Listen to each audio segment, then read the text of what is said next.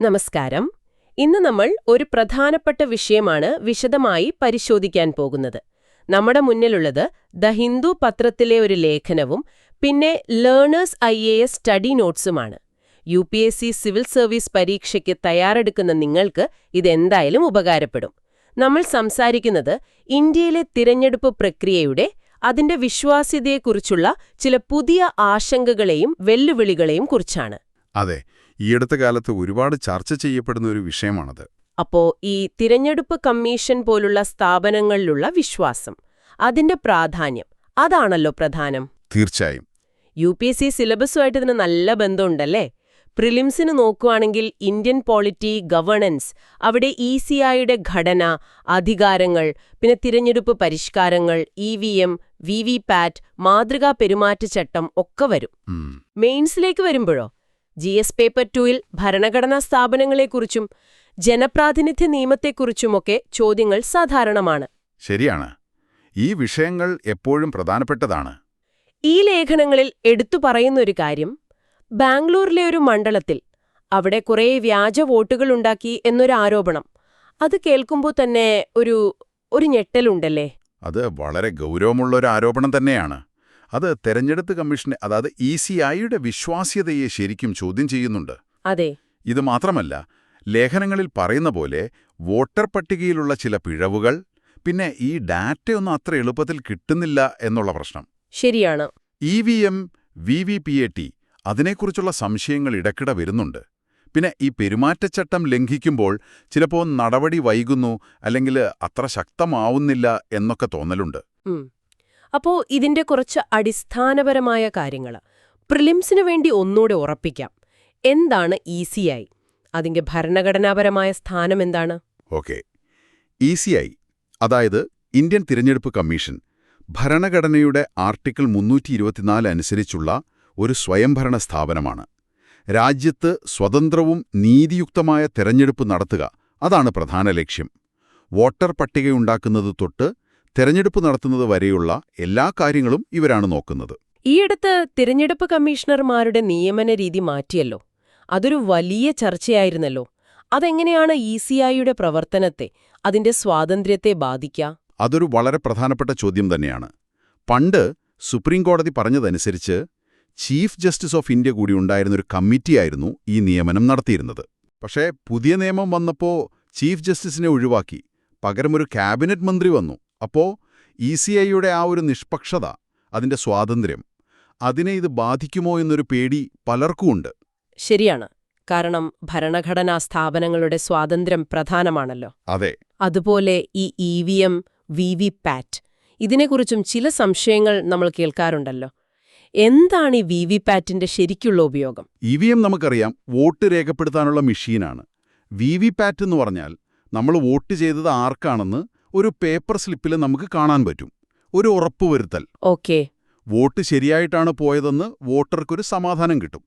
പക്ഷേ ഇപ്പോഴത്തെ പ്രശ്നം എന്താണെന്ന് വെച്ചാൽ, വളരെ കുറച്ച് VVPAT സ്ലിപ്പുകൾ മാത്രമാണ് EVMലെ വോട്ടുകളുമായി ഒത്തുനോക്കുന്നത്. അതെ, ആ ശതമാനം വളരെ കുറവാണ്. അതുകൊണ്ട് കൂടുതൽ എണ്ണം, അല്ലെങ്കിൽ 100% തന്നെ ഒത്തുനോക്കണം എന്നൊരാവശ്യം പല കോണുകളിൽ നിന്നും ഉയരുന്നുണ്ട്.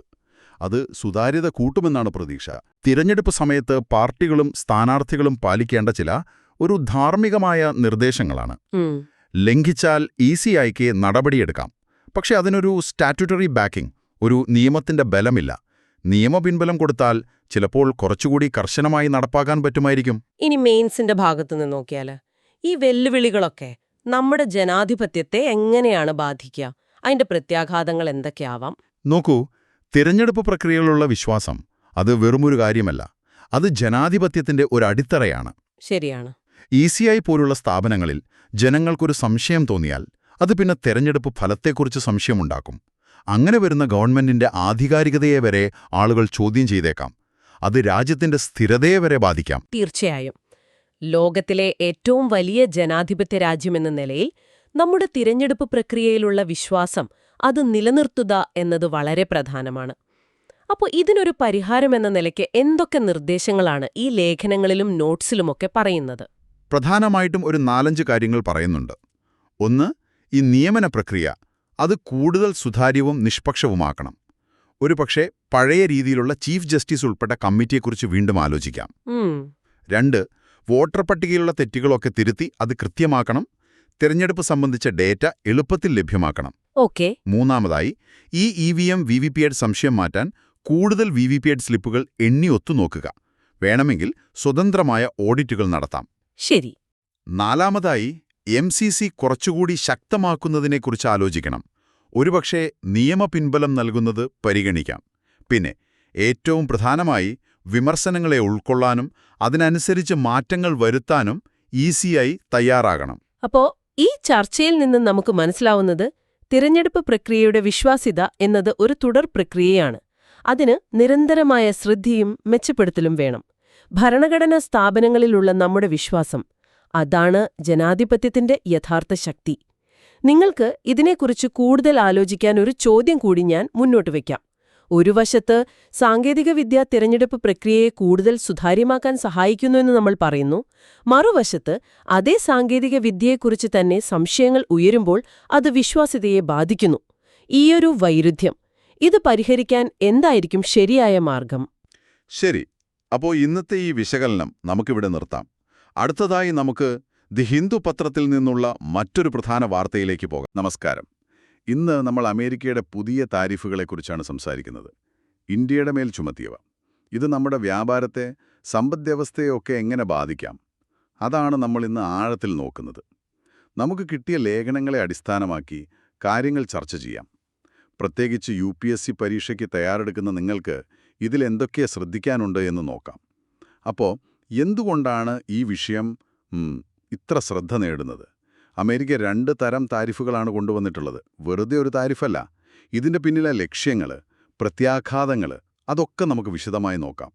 അപ്പോൾ അമേരിക്കൻ താരിഫുകൾ ഇന്ത്യയെ എങ്ങനെ ബാധിക്കുന്നു? അതാണ് നമ്മുടെ ഇന്നത്തെ ചർച്ച. ശരിയാണ്. ഇത് UPSCയുടെ കാഴ്ചപ്പാടിൽ ശരിക്കും പറഞ്ഞാൽ വളരെ പ്രധാനപ്പെട്ട ഒരു വിഷയം തന്നെയാണ്. പ്രിലിംസ് നോക്കുകയാണെങ്കിൽ ഇന്ത്യൻ ഇക്കണോമി ഭാഗത്ത് അന്താരാഷ്ട്ര വ്യാപാരം വരും, ബാലൻസ് ഓഫ് പേയ്മെന്റ്സ്, CAD, താരിഫുകൾ, എക്സ്ചേഞ്ച് റേറ്റ്, ഇതിലൊക്കെ ചോദ്യങ്ങൾ വരാം. അതുപോലെ ഇന്റർനാഷണൽ റിലേഷൻസിലും ഇത് വരും. ഇനി മെയിൻസിലേക്ക് നോക്കിയാൽ GS പേപ്പർ 2 ഉണ്ടല്ലോ, അതിൽ ഉഭയകക്ഷി ബന്ധങ്ങൾ, പിന്നെ ഇന്ത്യയുടെ താൽപ്പര്യങ്ങളെ ബാധിക്കുന്ന നയങ്ങൾ എന്ന ഭാഗത്ത് ഇത് വരും. GS പേപ്പർ 3ൽ ഇന്ത്യൻ ഇക്കോണമി, ഗ്ലോബലൈസേഷന്റെ ഫലങ്ങൾ, അവിടെയും ഇതിന് വലിയ പ്രാധാന്യമുണ്ട്. ഓക്കെ. അപ്പോൾ ഈ താരിഫുകൾ ഏതൊക്കെയാണ്? കൃത്യമായി പറഞ്ഞാൽ അമേരിക്ക എന്താണിതുകൊണ്ട് ലക്ഷ്യമിടുന്നത്? പ്രധാനമായിട്ടും 2 തരം താരിഫുകളാണ് ലേഖനത്തിൽ പറയുന്നത്. ഒന്ന്, ഒരു 25% റെസിപ്രോക്കൽ താരിഫ്, അതായത് പ്രതികാര താരിഫ്. ഇതെന്തിനാണെന്ന് വെച്ചാൽ ഇന്ത്യയുമായുള്ള വ്യാപാര കമ്മി അമേരിക്കയ്ക്ക് കൂടുതലാണ്, അത് കുറയ്ക്കാൻ.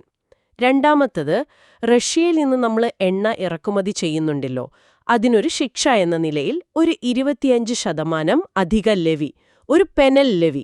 ഓ, അങ്ങനെ. അതെ. അപ്പൊ ലക്ഷ്യങ്ങൾ 2ആണ്. ഒന്ന്, ട്രേഡ് ഡെഫിസിറ്റ് കുറയ്ക്കുക. 2, റഷ്യൻ എണ്ണയിൽ നിന്ന് ഇന്ത്യയെ പിന്തിരിപ്പിക്കാൻ ശ്രമിക്കുക. അതായത് ഒരേ സമയം സാമ്പത്തിക ലക്ഷ്യവും പിന്നെ ഒരു സ്ട്രാറ്റജിക് ലക്ഷ്യവും, അല്ലേ? ഇത് ഇന്ത്യയുടെ സമ്പദ്വ്യവസ്ഥയെ എത്രത്തോളം ബാധിക്കും? കണക്കുകൾ എന്തെങ്കിലും? ലഭ്യമായ വിശകലനങ്ങൾ അനുസരിച്ച് ഇത് നമ്മുടെ GDP വളർച്ചാ നിരക്കിന് ഏകദേശം 0.6% വരെ കുറയ്ക്കാൻ സാധ്യതയുണ്ട്. 0.6%? അതെ. ഒറ്റ നോട്ടത്തിൽ ചെറുതായി തോന്നാം, പക്ഷേ നമ്മുടെ വളർച്ചാ ലക്ഷ്യങ്ങൾ വെച്ച് നോക്കുമ്പോൾ ഇത് ശ്രദ്ധിക്കേണ്ട ഒന്നാണ്. അതോടൊപ്പം കറന്റ് അക്കൗണ്ട് കമ്മി, അതായത് CAD, അത് കൂടും. അമേരിക്കയിലേക്കുള്ള നമ്മുടെ കയറ്റുമതി കുറയാനും സാധ്യതയുണ്ട്. പക്ഷേ ഇതിനെ പ്രതിരോധിക്കാൻ എന്തെങ്കിലും ഘടകങ്ങളുണ്ടോ? ഉണ്ട്. ഉദാഹരണത്തിന് UK, യൂറോപ്യൻ യൂണിയൻ ഒക്കെയായിട്ട് നമ്മൾ പുതിയ വ്യാപാര കരാറുകൾക്ക് ശ്രമിക്കുന്നുണ്ടല്ലോ, FTAs. അതുപോലെ രൂപയുടെ ഇപ്പോഴത്തെ ഒരു മൂല്യത്തകർച്ച, അത് ഒരു പരിധിവരെ കയറ്റുമതിക്ക് സഹായകമാവാം. ഇതൊക്കെ ആഘാതം കുറയ്ക്കാൻ സഹായിച്ചേക്കും. ഓക്കെ. അപ്പോൾ പ്രിലിംസിന് വേണ്ടി പഠിക്കുന്നവർ ശ്രദ്ധിക്കേണ്ട ചില പ്രധാന ആശയങ്ങൾ അതൊന്ന് ചുരുക്കി പറയാമോ? ഈ കോർ കോൺസെപ്റ്റ്സ്. തീർച്ചയായും. താരിഫ് എന്താണെന്നറിയണം. ഇറക്കുമതി നികുതി, പിന്നെ വ്യാപാര സന്തുലിതാവസ്ഥ, ട്രേഡ് ബാലൻസ്, കയറ്റുമതിയും ഇറക്കുമതിയും തമ്മിലുള്ള വ്യത്യാസം, ഡെഫിസിറ്റ് ആണോ സർപ്ലസ് ആണോ എന്ന് നോക്കണം. കറന്റ് അക്കൗണ്ട് കമ്മി, CAD, ഇത് ട്രേഡ് ബാലൻസിനേക്കാൾ വലുതാണ്. സേവനങ്ങൾ, വരുമാനം, റെമിറ്റൻസ് ഒക്കെ ഇതിൽ വരും. CAD കൂടുന്നതൊരു പ്രശ്നമാണല്ലോ. അതെ, കറൻസിക്ക് പ്രഷർ വരും. പിന്നെ വിനിമയ നിരക്ക്, എക്സ്ചേഞ്ച് റേറ്റ്. രൂപയുടെ മൂല്യം കുറഞ്ഞാൽ കയറ്റുമതിക്ക് എങ്ങനെ ഗുണം ചെയ്യും എന്നുള്ള ആ ഒരു ബന്ധം, അതൊക്കെ ഓർത്തുവെക്കണം. വളരെ ക്ലിയറായി. ഇനി മെയിൻസ് പരീക്ഷയുടെ കാഴ്ചപ്പാടിൽ എങ്ങനെ കാണണം? ഇതിന്റെ ഒരു വിശാലമായ ചിത്രം എന്താണ്? മെയിൻസിന് ഉത്തരമെഴുതുമ്പോൾ കുറച്ചുകൂടെ അനലിറ്റിക്കൽ ആവണം. അമേരിക്ക നമ്മുടെ പ്രധാന വ്യാപാര പങ്കാളിയാണ്. അപ്പോൾ ഈ താരിഫുകൾ നമ്മുടെ എക്കണോമിക് ഗ്രോത്തിനെ എങ്ങനെ ബാധിക്കുന്നു? തൊഴിലവസരങ്ങളെ, പ്രത്യേകിച്ച് ടെക്സ്റ്റൈൽസ്, IT, ഫാർമ പോലെയുള്ള സെക്ടറുകളിൽ. അതുപോലെ രാജ്യത്തിന്റെ ബാഹ്യസ്ഥിരത, CAD, ഫോറക്സ് റിസർവ്, ഇതിനെയൊക്കെ എങ്ങനെ ഇത് സ്വാധീനിക്കുന്നു എന്ന് പറയണം. അന്താരാഷ്ട്ര ബന്ധങ്ങളുടെ കാര്യവും തീർച്ചയായും. അമേരിക്ക, റഷ്യ പോലെയുള്ള വൻ ശക്തികളുമായുള്ള നമ്മുടെ ബന്ധം ബാലൻസ് ചെയ്യേണ്ടതിന്റെ ആവശ്യകതയും ഇത് ഓർമ്മിപ്പിക്കുന്നുണ്ട്. ഇന്ത്യക്ക് നേരിടേണ്ടി വരുന്ന പ്രധാന ദോഷങ്ങൾ: വളർച്ച കുറയുന്നത്, CAD കൂടുന്നത്, ഒരുപക്ഷെ നിക്ഷേപത്തിലുണ്ടാകാവുന്ന ഒരു അനിശ്ചിതത്വം. ഇതൊക്കെ പോയിന്റുകളായി വരണം. ശരിയാണിത്. എന്താ പറയുക, കുറച്ച് കോംപ്ലിക്കേറ്റഡ് ആണ്. ഇതിനൊരു പരിഹാരം അല്ലെങ്കിൽ ഇന്ത്യയുടെ ഭാഗത്തുനിന്നുള്ള ഒരു പ്രതികരണം എന്തായിരിക്കണം? ലേഖനങ്ങൾ എന്തെങ്കിലും പറയുന്നുണ്ടോ? ഉണ്ട്. ഏറ്റവും പ്രധാനപ്പെട്ട ഒരു ദീർഘകാല പരിഹാരമായിട്ട് പറയുന്നത് ഇന്ത്യയുടെ സ്വന്തം ഇറക്കുമതി താരിഫ് ഘടന ഒന്ന് യുക്തിസഹമാക്കുക എന്നതാണ്. റാഷണലൈസ് ചെയ്യുക. പ്രത്യേകിച്ച് അസംസ്കൃത വസ്തുക്കൾക്കും ഇന്റർമീഡിയറ്റ് ഗുഡ്സിനും നമ്മൾ ചുമത്തുന്ന ഉയർന്ന തീരുവ. അത് കുറയ്ക്കണമെന്നാണോ? അതെ, അത് കുറച്ചാൽ നമ്മുടെ കയറ്റുമതി ഉൽപ്പന്നങ്ങൾക്ക് വില കുറയും, മത്സരക്ഷമത കൂടും. അതൊരു പ്രധാനപ്പെട്ട ഘടനാപരമായ മാറ്റമാണ്. അതോടൊപ്പം അമേരിക്കയുമായി ചർച്ചകൾ തുടരണം, നയതന്ത്ര തലത്തിൽ. പിന്നെ പുതിയ വിപണികൾ കണ്ടെത്തണം. EU, UK ഒക്കെ ആയിട്ട് FTAകൾ വേഗത്തിലാക്കണം. പിന്നെ WTO പോലുള്ള വേദികളിൽ നിയമങ്ങൾ അടിസ്ഥാനമാക്കിയുള്ള വ്യാപാരത്തിനു വേണ്ടി വാദിക്കുകയും വേണം. അപ്പോൾ ചുരുക്കി പറഞ്ഞാൽ, ഈ അമേരിക്കൻ താരിഫുകൾ അത് ഹ്രസ്വകാലത്തേക്കൊരു വെല്ലുവിളി തന്നെയാണ്. എന്നാൽ ദീർഘകാലത്തേക്ക് നോക്കുമ്പോൾ ഇന്ത്യക്ക് സ്വന്തം വ്യാപാര നയങ്ങൾ, പ്രത്യേകിച്ച് ഇറക്കുമതി നയങ്ങൾ ഒന്ന് പുനഃപരിശോധിക്കാൻ ഇതൊരു അവസരം കൂടിയാണ്, കൂടുതൽ മത്സരക്ഷമമാകാൻ. സമ്മർദ്ദം നമ്മുടെ ആഭ്യന്തര നയങ്ങളിൽ, പ്രത്യേകിച്ച് ഇറക്കുമതി തീരുവ ഘടന ലളിതമാക്കുന്നതിൽ ഒരു പോസിറ്റീവ് മാറ്റത്തിന് കാരണമായേക്കാം. ഇന്ത്യൻ കയറ്റുമതിയെ ശക്തിപ്പെടുത്താൻ അത് സഹായിക്കും.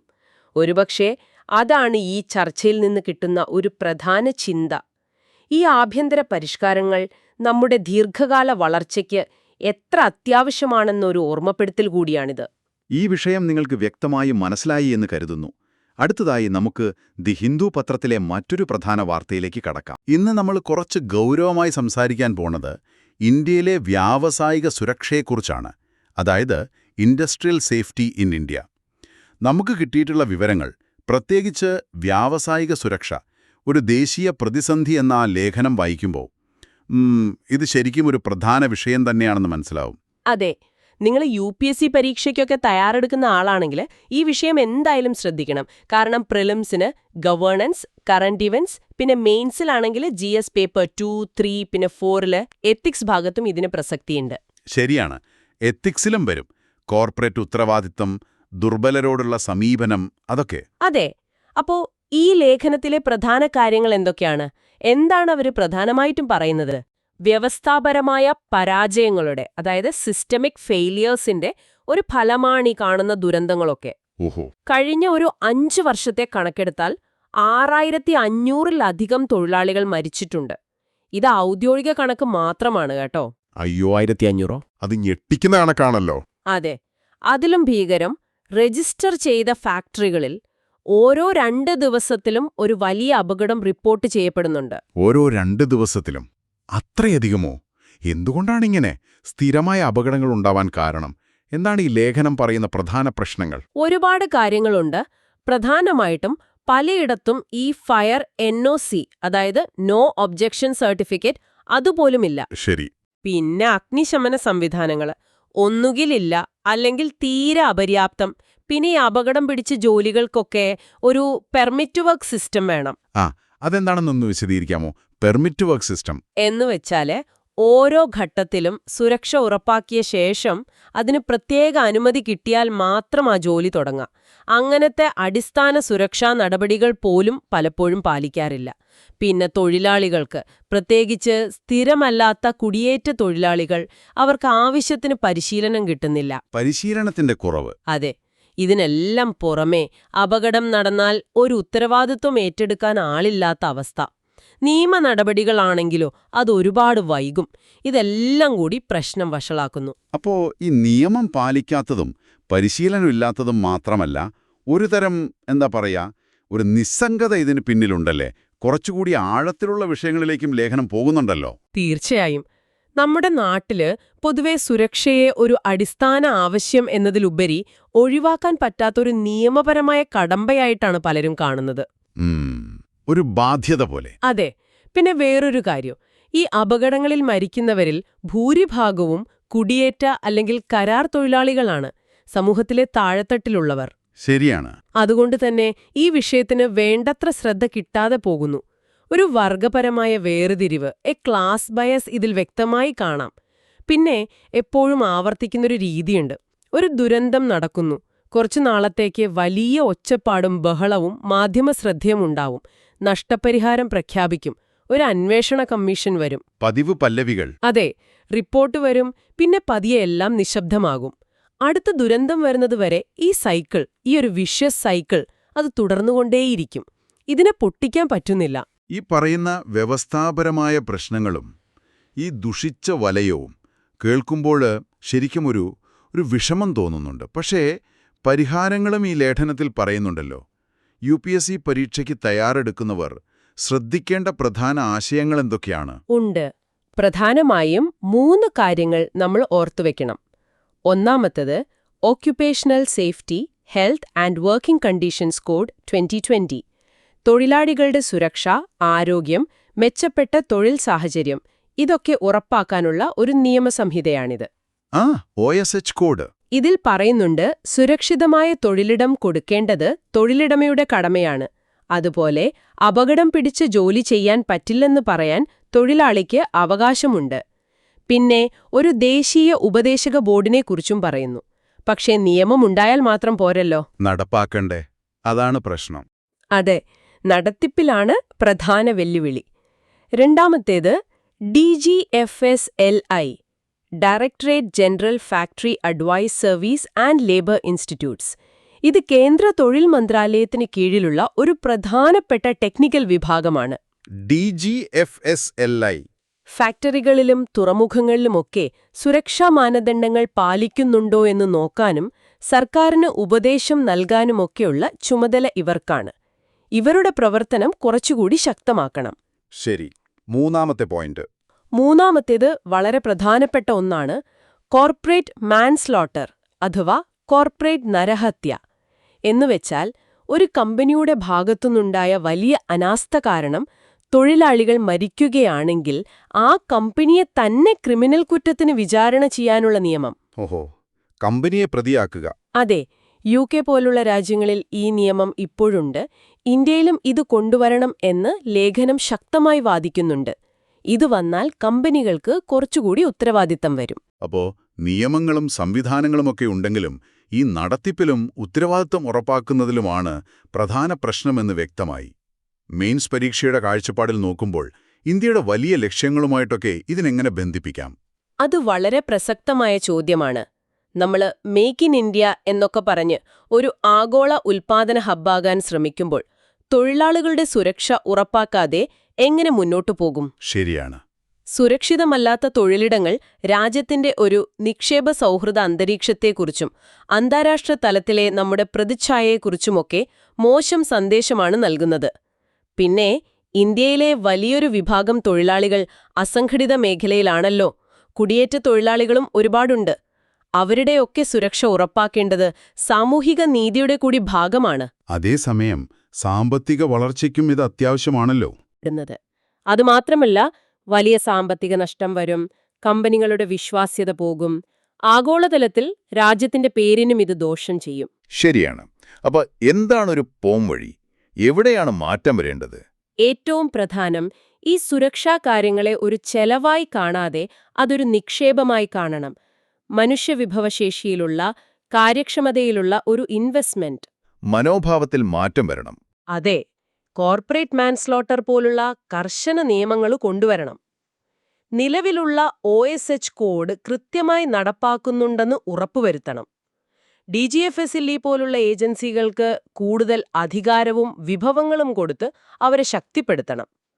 എല്ലാത്തിനുമുപരിയായി തൊഴിലിടങ്ങളിൽ ഒരു സുരക്ഷാ സംസ്കാരം, ഒരു സേഫ്റ്റി കൾച്ചർ വളർത്തിയെടുക്കണം.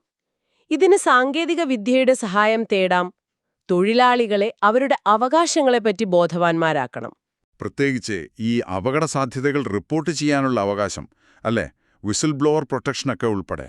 കൃത്യമായി, അതും വളരെ പ്രധാനമാണ്. അപ്പോ ചുരുക്കി പറഞ്ഞാൽ വ്യാവസായിക സുരക്ഷ എന്നത് വെറുമൊരു നിയമകാര്യമോ ഔദാര്യമോ അല്ല. അത് ഓരോ തൊഴിലാളിയുടെയും അടിസ്ഥാനപരമായ അവകാശമാണെന്ന് നമ്മൾ തിരിച്ചറിയണം. ഇതിന് നിയമങ്ങളിലും അത് നടപ്പാക്കുന്ന രീതികളിലും, എന്തിന് നമ്മുടെയൊക്കെ മനോഭാവത്തിൽ പോലും വലിയ മാറ്റങ്ങൾ വരണം. നമ്മൾ നേരത്തെ സംസാരിച്ച ആ ഒരു സൈക്കിളിലെ ദുരന്തം, രോഷം, നഷ്ടപരിഹാരം, കമ്മിറ്റി, പിന്നെ നിശബ്ദത, ഈ ഒരു ദുഷിച്ച വലയം, ഇത് പൊട്ടിച്ച് ഒരു യഥാർത്ഥ മാറ്റം കൊണ്ടുവരാൻ ഇന്ത്യയിൽ എന്താണ് ശരിക്കും വേണ്ടതെന്ന് നിങ്ങൾ എപ്പോഴെങ്കിലും ആലോചിച്ചിട്ടുണ്ടോ? ഒരുപക്ഷേ ഉത്തരം നമ്മുടെ എല്ലാവരുടെയും ഉള്ളിൽ തന്നെയുണ്ടോ? എന്തായാലും നമുക്കടുത്തതായി ദി ഹിന്ദു പത്രത്തിലെ മറ്റൊരു പ്രധാന വാർത്തയിലേക്ക് കടക്കാം. നമസ്കാരം. ദി ഡീപ് ഡൈവിലേക്ക് സ്വാഗതം. നമസ്കാരം. നമ്മളിന്ന് നോക്കുന്നത് ദി ഹിന്ദു പത്രത്തിൽ വന്ന ഒരു പ്രധാന വാർത്തയാണ്. ഷാങ്ഹായ് സഹകരണ സംഘടന, അതായത് SCOയെക്കുറിച്ച്. അതെ, SCO ഇപ്പോഴത്തെ സാഹചര്യത്തിൽ വളരെ പ്രധാനപ്പെട്ട ഒരു വിഷയം. തീർച്ചയായും. ഇതിലെ പ്രധാന കാര്യങ്ങൾ, പ്രത്യേകിച്ച് ഈ മത്സര പരീക്ഷകൾക്കൊക്കെ തയ്യാറെടുക്കുന്നവർക്ക്, അവർക്ക് പെട്ടെന്ന് മനസ്സിലാകുന്ന രീതിയിലൊന്ന് നോക്കിയാലോ? അതാണ് നമ്മുടെ ലക്ഷ്യം. ശരി. അപ്പോൾ ആ വാർത്തയുടെ ഒരു പശ്ചാത്തലത്തില് SCO എന്താണ്, അതിന്റെ ഇപ്പോഴത്തെ ഒരു പ്രസക്തി എന്താണെന്നൊക്കെ നമുക്ക് ചർച്ച ചെയ്യാം. ഓക്കെ. അപ്പോൾ ആദ്യം തന്നെ ഇതിന്റെ UPSC പ്രസക്തി, അല്ലേ? അതാണല്ലോ പ്രധാനം. അതെ. പ്രിലിംസ് പരീക്ഷയിൽ ഈ ഇന്റർനാഷണൽ റിലേഷൻസ് ഭാഗത്ത് അവിടെ വരുന്ന പ്രധാനപ്പെട്ട അന്താരാഷ്ട്ര സ്ഥാപനങ്ങൾ, ഏജൻസികൾ, ഫോറങ്ങൾ എന്നൊരു ഭാഗമുണ്ട്. സ്ട്രക്ചർ, മാൻഡേറ്റ് ഒക്കെ പറയുന്ന ഭാഗം. അതെ അതെ. പിന്നെ ഇന്ത്യ ഉൾപ്പെടുന്ന ഗ്രൂപ്പുകൾ, കരാറുകൾ, ബൈലാറ്ററൽ, റീജിയണൽ, ഗ്ലോബൽ ഗ്രൂപ്പിംഗ്സ്, ഇതിൻ്റെയൊക്കെ കീഴിൽ SCO വരും. കൃത്യമാണ്. അപ്പോൾ സിലബസിൽ നേരിട്ട് വരുന്നൊരു ടോപ്പിക്കാണ്. ഇനി ആ വാർത്തയിലേക്ക് വന്നാൽ എന്താണ് ലേറ്റസ്റ്റ് ആയിട്ടുള്ള അപ്ഡേറ്റ്? വാർത്ത പറയുന്നത് പ്രധാനമന്ത്രി നരേന്ദ്രമോദി ഈ മാസം അവസാനം, അതായത് ഓഗസ്റ്റ് 31 തൊട്ട് സെപ്റ്റംബർ 1 വരെ ചൈനയിലെ ടാൻജിനിൽ ഒരു SCO ഉച്ചകോടി നടക്കുന്നുണ്ട്. അതിൽ പങ്കെടുക്കാൻ പോകുന്നു എന്നാണ്. ഓ, ടിയാൻജിനിൽ വെച്ചിട്ടാണല്ലേ? അതെ. ഇതിലൊരു പ്രധാന കാര്യം എന്താന്ന് വെച്ചാൽ 7 വർഷം കഴിഞ്ഞിട്ടാണ് ഒരു ഇന്ത്യൻ പ്രധാനമന്ത്രി ചൈനയിലേക്ക് പോകുന്നത്. 7 വർഷത്തെ ഇടവേള, അത് ശ്രദ്ധേയമാണ്. വളരെ ശ്രദ്ധേയമാണ്. ചൈന ഈ സന്ദർശനത്തെ സ്വാഗതം ചെയ്തിട്ടുമുണ്ട് എന്നതും വാർത്തയിലുണ്ട്. ശരി. അപ്പോ ഈയൊരു പശ്ചാത്തലത്തില് നമുക്ക് എന്താണ് ഈ SCO എന്ന് അടിസ്ഥാനപരമായിട്ടൊന്ന് നോക്കാമല്ലേ? പൊളിറ്റിക്കൽ, എക്കണോമിക്, പിന്നെ സെക്യൂരിറ്റി, ഈ 3 കാര്യങ്ങളിലും സഹകരിക്കുന്ന ഒരു സംഘടന. ഇതിന്റെ ഒരു വലിപ്പം എങ്ങനെയാണ്? വലിപ്പം ലോക ജനസംഖ്യയുടെ ഒരു 40% കൂടുതൽ വരും ഇതിലെ അംഗരാജ്യങ്ങൾ മൊത്തം. 40%? അതെ. അതുപോലെ ലോക GDPയുടെ ഒരു 20% കൂടുതലും ഈ രാജ്യങ്ങളിൽ നിന്നാണ്. അപ്പോൾ അതിന്റെ ഒരു വ്യാപ്തി ഊഹിക്കാമല്ലോ. അത് വലിയൊരു കണക്ക് തന്നെയാണല്ലോ. അതെ. ഇതിന്റെ തുടക്കം ശരിക്കും പറഞ്ഞാൽ 1996-ലാണ്. അന്ന് ഷാങ്ഹായ് 5 എന്നൊരു ഗ്രൂപ്പായിരുന്നു. ഷാങ്ഹായ് 5? ആരൊക്കെയായിരുന്നു അതില്? അന്ന് ചൈന, റഷ്യ, പിന്നെ കസാക്കിസ്ഥാൻ, കിർഗിസ്ഥാൻ, താജിക്കിസ്ഥാൻ, ഈ 5 രാജ്യങ്ങൾ. ഓക്കെ. പിന്നെ 2001-ൽ ഉസ്ബെക്കിസ്ഥാൻ കൂടി വന്നു. അപ്പോഴാണ് ഇത് ഔദ്യോഗികമായിട്ട് SCO, അതായത് ഷാങ്ഹായ് സഹകരണ സംഘടന ആയത്. അപ്പോഴാണ് SCO ആയത്. ഇന്ത്യയും പാകിസ്ഥാനും എപ്പോഴാണ് വന്നത്? അത് പിന്നെയും കുറെ കഴിഞ്ഞു. 2017-ലാണ് ഇന്ത്യയും പാകിസ്ഥാനും ഒരുമിച്ച് പൂർണ്ണാംഗങ്ങളായത്. 2017-ൽ? അതെ. അപ്പോ ഇപ്പൊ ആരൊക്കെയുണ്ട്? China, India, Iran. ഇറാനാണ് ഏറ്റവും പുതിയ അംഗം. ഇറാൻ ലേറ്റസ്റ്റ് ആയിട്ട് വന്നാണല്ലേ? അതെ. പിന്നെ Kazakhstan, Kyrgyzstan, Pakistan, Russia, Tajikistan, Uzbekistan, അങ്ങനെ 9 രാജ്യങ്ങൾ. 9 അംഗങ്ങൾ. ഇതിന്റെ ലക്ഷ്യങ്ങൾ എന്തൊക്കെയാണ് പ്രധാനമായിട്ടും? ഇത്രയും വ്യത്യസ്ത രാജ്യങ്ങൾ, ശരിയാണ്. ഒരുപാട് ലക്ഷ്യങ്ങളുണ്ട്. പ്രധാനമായിട്ടും അംഗരാജ്യങ്ങൾ തമ്മിൽ ഒരു വിശ്വാസം, ഒരു സൗഹൃദം ഒക്കെ വളർത്തുക. പിന്നെ രാഷ്ട്രീയം, വ്യാപാരം, സാമ്പത്തികം, ടെക്നോളജി, കൾച്ചർ, ഇതിലൊക്കെ സഹകരണം കൂട്ടുക. ഉം. അതോടൊപ്പം തന്നെ ഈ മേഖലയിൽ ഒരു സമാധാനവും സുരക്ഷയും ഉറപ്പാക്കുക എന്നതും പ്രധാന ലക്ഷ്യമാണ്. സുരക്ഷ എന്ന് പറയുമ്പോൾ സുരക്ഷ എന്ന് പറയുമ്പോൾ അവർക്ക് നേരിടാൻ ഒരു പൊതുവായ 3 ഭീഷണികളുണ്ട്. അതിനെ അവർ 3 ഈവിൽസ് എന്നാണ് പറയുന്നത്. 3 ഈവിൽസ് അതെന്തൊക്കെയാണ്? Terrorism, separatism and extremism. അതായത് തീവ്രവാദം, വിഘടനവാദം, പിന്നെ മതമൗലികവാദം. ഓ, ഇതിനെ ഒരുമിച്ച് നേരിടുക എന്നത് എസ്സിയുടെ ഒരു പ്രധാന അജണ്ടയാണോ? വളരെ പ്രധാനപ്പെട്ട അജണ്ടയാണ്. കാരണം പല അംഗരാജ്യങ്ങളും, പ്രത്യേകിച്ച് ഈ സെൻട്രൽ ഏഷ്യൻ രാജ്യങ്ങളും റഷ്യയും ചൈനയും ഒക്കെ നേരിടുന്ന പ്രശ്നങ്ങളാണിത്. ശരിയാണ്. ഇതിനുവേണ്ടി അവർക്ക് താഷ്കെൻഡിൽ ഒരു സ്ഥിരം സംവിധാനം പോലുമുണ്ട്. റാറ്റ്സ് എന്ന് പറയും, regional anti terrorist structure. Rats. Okay. അപ്പോൾ തീവ്രവാദ വിരുദ്ധ പ്രവർത്തനങ്ങൾ ഏകോപിപ്പിക്കാൻ വേണ്ടിയിട്ട്. അതെ, വിവരങ്ങൾ കൈമാറാനും മറ്റും. ഇനിയിപ്പോ ഘടനയുടെ കാര്യം പറഞ്ഞാൽ ഈ റാറ്റ്സ് ഒരു സ്ഥിരം ഘടകമാണ്. അതുപോലെ ബീജിംഗിൽ ഒരു സെക്രട്ടേറിയറ്റ് ഉണ്ട്. ഏറ്റവും പ്രധാനപ്പെട്ട തീരുമാനമെടുക്കുന്ന ബോഡി എന്ന് പറയുന്നത് ഹെഡ്സ് ഓഫ് സ്റ്റേറ്റ് കൗൺസിലാണ്, HSC. ആ, അതിലാണോ പ്രധാനമന്ത്രി പങ്കെടുക്കാൻ പോകുന്നത്? അതെ, ഈ ഉച്ചകോടി HSCയുടേതാണ്. ഇതിന് താഴെ ഹെഡ്സ് ഓഫ് ഗവൺമെന്റ് കൗൺസിലുണ്ട്. അവര് പ്രധാനമായും ഈ സാമ്പത്തിക കാര്യങ്ങളൊക്കെയാണ് നോക്കുന്നത്. ഓക്കെ. അപ്പോൾ ഇന്ത്യയെ സംബന്ധിച്ചിടത്തോളം ഈ അംഗത്വം കൊണ്ട് എന്തൊക്കെയാണ് ഗുണങ്ങൾ, പ്രത്യേകിച്ച് ചൈനയും പാകിസ്ഥാനും ഒക്കെ ഇതിലുള്ളപ്പോൾ? അത് വളരെ നല്ല ചോദ്യമാണ്. പല വെല്ലുവിളികളും ഉണ്ട് എന്നത് സത്യം. പക്ഷേ അവസരങ്ങളുമുണ്ട്. ഒന്ന്, ഈ മധ്യേഷ്യൻ രാജ്യങ്ങളുണ്ടല്ലോ, ഊർജ്ജസമ്പന്നമായ രാജ്യങ്ങളാണ്. അതെ. അവരുമായിട്ട് നേരിട്ട് സഹകരിക്കാൻ ഇന്ത്യക്ക് ഇതൊരു നല്ല പ്ലാറ്റ്ഫോമാണ്. 2, ഈ പറഞ്ഞ റാറ്റ്സ് വഴി തീവ്രവാദ വിരുദ്ധ കാര്യങ്ങളിൽ ഒരു അന്താരാഷ്ട്ര സഹകരണം, അതും പ്രധാനമാണ്. ശരി. പിന്നെ മൂന്നാമതൊരു കാര്യം, ചൈന, പാകിസ്ഥാൻ പോലുള്ള രാജ്യങ്ങളുമായിട്ട് എന്തെങ്കിലും ഉഭയകക്ഷി വിഷയങ്ങൾ സംസാരിക്കണമെങ്കിൽ ഈ ഉച്ചകോടിയുടെ സൈഡിലായിട്ട് അനൗപചാരികമായിട്ടാണെങ്കിലും ഒരു വേദി കിട്ടുന്നുണ്ട്. ഒരു ഡയലോഗിനുള്ള സ്പേസ്. അതെ, അതും നയതന്ത്രപരമായിട്ട് പ്രധാനപ്പെട്ടതാണ്. കൊള്ളാം. അപ്പം നമ്മൾ ഏകദേശം SCOയുടെ ഒരു രൂപരേഖ, അതിൻ്റെ ലക്ഷ്യങ്ങൾ, ഘടന, ഇന്ത്യയുടെ പ്രാധാന്യം, പിന്നെ ഇപ്പോഴത്തെ വാർത്ത, ഇതൊക്കെ ചർച്ച ചെയ്തു. അതെ, പ്രധാനപ്പെട്ട പോയിന്റുകൾ ഇതൊക്കെയാണ്. ഈ സംഘടനയുടെ ഒരു ഡൈനാമിക്സ്, അതായത് അംഗരാജ്യങ്ങൾ തമ്മിലുള്ള ബന്ധങ്ങളിൽ വരുന്ന മാറ്റങ്ങളൊക്കെ ശ്രദ്ധിക്കുന്നത് നല്ലതാണ്. തീർച്ചയായും. അപ്പോൾ ഇന്നത്തെ ഈ ഒരു വിശകലനം എല്ലാവർക്കും ഉപകാരപ്പെട്ടു എന്ന് കരുതുന്നു. നമ്മൾ SCOയെക്കുറിച്ചും പ്രധാനമന്ത്രിയുടെ ചൈന സന്ദർശനത്തെക്കുറിച്ചുമാണ് സംസാരിച്ചത്. ഇനി നിങ്ങൾ ഒന്ന് ആലോചിച്ചു നോക്കൂ. ഇത്രയധികം വ്യത്യസ്ത താൽപ്പര്യങ്ങളും ചിലപ്പോൾ വൈരുദ്ധ്യങ്ങൾ പോലുമുള്ള രാജ്യങ്ങളെ ഒരുമിച്ച് കൊണ്ടുപോകാൻ ഈ SCOയ്ക്ക് ഭാവിയിൽ എത്രത്തോളം സാധിക്കും? അതൊരു വലിയൊരു ചോദ്യം തന്നെയാണ്. അതെ, അതൊരു തുടർചർച്ച ആവശ്യമുള്ള വിഷയം തന്നെ. നാളെ എന്തായാലും പുതിയ വിഷയങ്ങളുമായിട്ട് നമുക്ക് വീണ്ടും കാണാം. അതുവരെ എല്ലാവർക്കും നല്ല ആശംസകൾ. നന്ദി.